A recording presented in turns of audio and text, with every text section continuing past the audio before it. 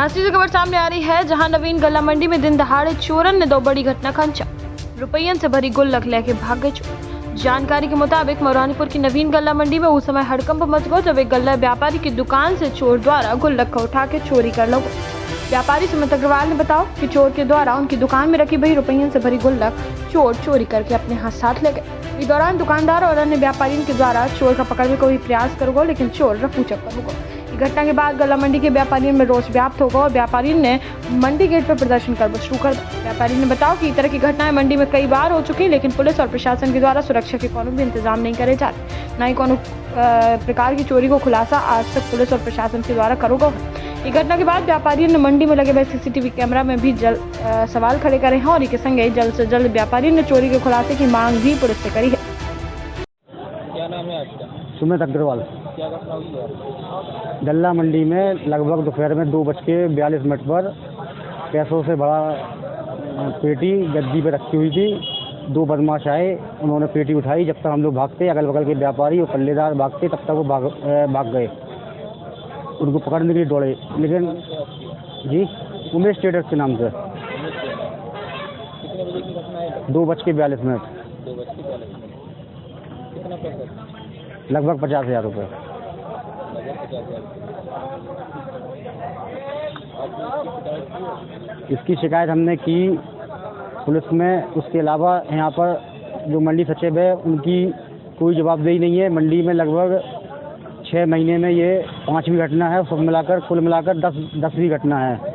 किसी भी घटना का कोई खुलासा नहीं हुआ, ना तो यहाँ पर कोई चेकिंग होती है। PRD जवान यहाँ पर बैठते हैं मेन गेट पे, ना कोई वहाँ पर रोक टोक होती है कौन आ रहा है कौन जा रहा है, कि कोई घटना हो रही है, ना उसमें कोई उनकी जवाबदेही है। और पिछले 10 घटनाओं में किसी भी केस का कोई खुलासा नहीं हुआ। कोई खुलासा नहीं हुआ। कितने लोग थे लगभग आपको? 2 लोग।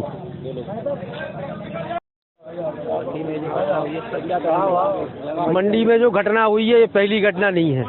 मंडी में ऐसी घटनाएं कई बार हो चुकी हैं और कई बार व्यापारियों ने सचिव साहब को, SDM साहब को और मौरानीपुर आला अधिकारियों को सबको लिखे तो मौके कई बार अवगत कराया है, मगर प्रशासन का इस ओर ध्यान ही नहीं है। उनकी नज़र में ये है कि गल्ला मंडी में बहुत बड़े बड़े लोग रहते हैं।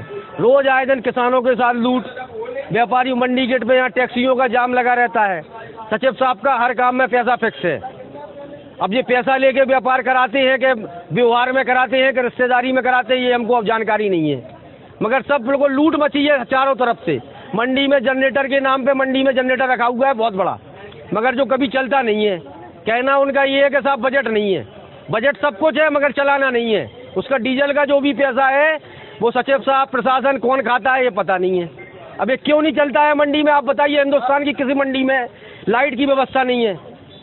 कोई यहाँ मंडी में PRD के जमाने वो सचिव साहब की सेवा करने के लिए है, व्यापारियों के लिए नहीं है कि व्यापारियों की दुकानों पे जाके देखें कि क्या परेशानी है, क्या किसानों को परेशानी है, क्या किसानों के साथ लूट हो रही है। आए दिन टैक्सी स्टैंड का जाम लगा रहता है मंडी गेट पे, आए दिन किसानों के साथ लूट होती है, मारपीट होती है, मगर कोई किसानों के लिए कोई हितकारी काम नहीं करेगी ये गल्ला मंडी।